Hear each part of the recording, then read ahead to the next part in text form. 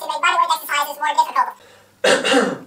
This is actually a technique that a lot of people already are familiar with, but I decided to make a video about it anyways, and I will also talk about the right breathing technique.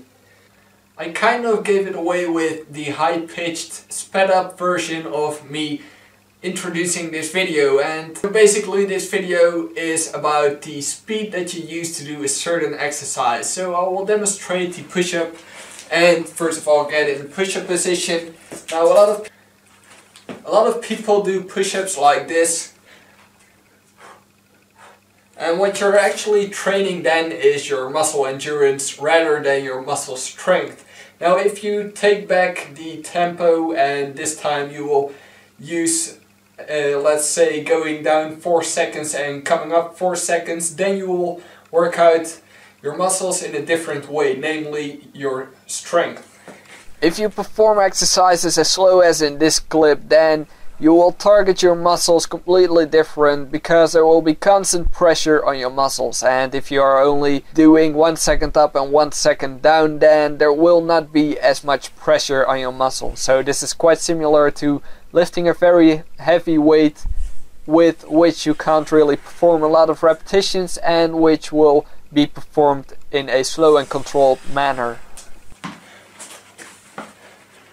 So the variation that I just showed you with the 4 seconds up, 4 seconds down is suited for gaining a lot more strength than if you do it in 1 second up, 1 second down. Now there is another tempo that I usually use to lift weights, which is going down 3 seconds and coming up 2 seconds, which looks like this.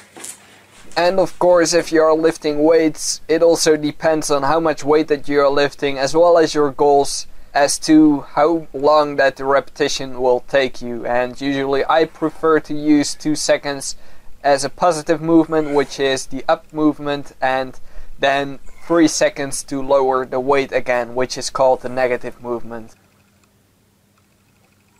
So the execution speed of a certain exercise is very important if it comes to the goals that you want to achieve with them. So if you are trying to improve your muscle endurance, then I usually recommend to lift or execute an exercise in 1 second up, 1 second down. So the positive movement, which is pushing up, is 1 second, and the negative movement, which is lowering yourself again, is 1 second as well. And for muscle endurance, for muscle strength, I usually recommend to do it very slowly, so 4 seconds up, 4 seconds down, for example. And if you're going in between that, so 2 seconds up, 2 seconds down, or 2 seconds and 3 seconds, then you are mostly working out your muscle mass. So this is most suited to gain muscle, and this can be used for both bodyweight and weightlifting. Then another important aspect of working out, and a question that I often get, is how to breathe during an exercise. Well, it's pretty simple and very basic, but I never really covered it, so in this video I'll show you why as well. Let's use the push-up example again.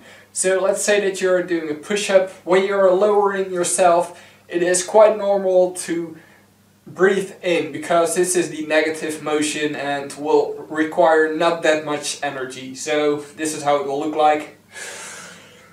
And when you are here, you are going to push up yourself, and during that you will breathe out.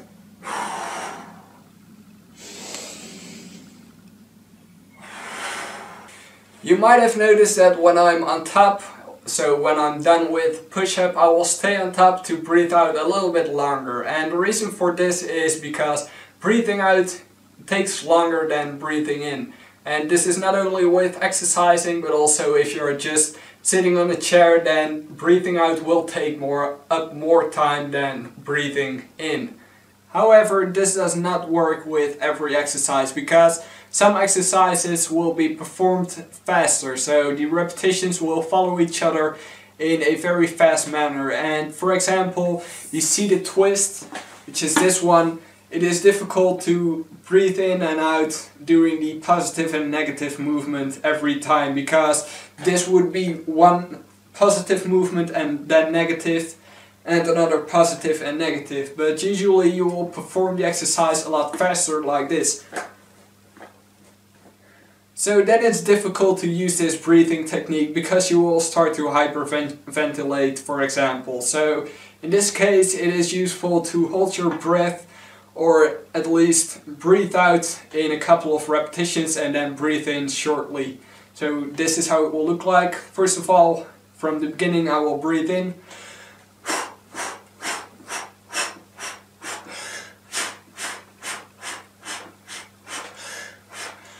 So that is a good example of exceptions for this breathing technique. And of course running also uses a different breathing technique, and this is similar to the seated twist variation. Check out the end of this video for a couple of bloopers. Thank you for watching this video, and I'll see you next time. I kind of gave it away with the high-pitched... I kind of gave it